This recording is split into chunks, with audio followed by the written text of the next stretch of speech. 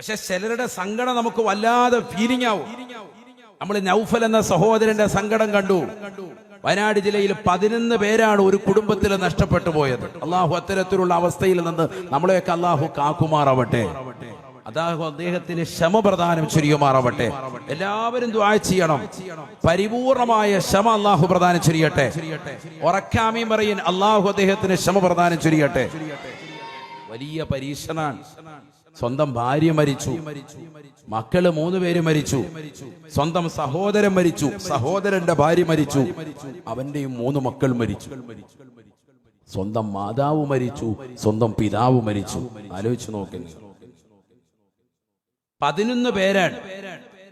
എന്നാ ഈ വിഷമവും ദുഃഖവും ഒക്കെ താണ്ടിയിട്ട് ഒരല്പസമയം ദിക്റിലായി ഖുർആൻ ഓതിയിട്ട് അള്ളാഹുവിന്റെ പള്ളിയുടെ അകത്തലത്തിൽ കഴിയാമെന്ന് കരുതിയാൽ പള്ളിയില്ല, പള്ളിയിലെ മുസ്ലിയാരുമില്ല, എല്ലാം തകർക്കപ്പെട്ടു. എന്നാ വീട്ടിൽ വന്ന് കുറച്ച് വിശ്രമിക്കാമെന്ന് കരുതിയാൽ വീടില്ല, വീട് തകർക്കപ്പെട്ടു.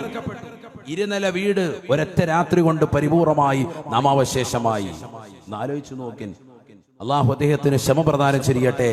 ഖൈറായ ജീവിതം അള്ളാഹു നസീബാക്കട്ടെ. ഖൈറായ പകരക്കാരെ അള്ളാഹു നസീബാക്കട്ടെ.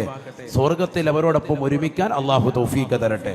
അദ്ദേഹത്തിന്റെ ആ കരച്ചിലും അതൊക്കെ നമ്മൾ മീഡിയയിലൂടെ കണ്ടു. വല്ലാതെ നോവാകുന്ന ഒരു വീഡിയോ ആണ്. പലരുടെയും സങ്കട കാഴ്ചകൾ നമ്മൾ കാണുകയാണ്. എപ്പോൾ നോക്കിയാലും സോഷ്യൽ മീഡിയയിൽ അത്തരത്തിലുള്ള വർത്തമാനങ്ങളാണ് ഇപ്പോൾ വന്നുകൊണ്ടേയിരിക്കുന്നത്. അവർക്കൊക്കെ വേണ്ടി ദുആ ചെയ്യാൻ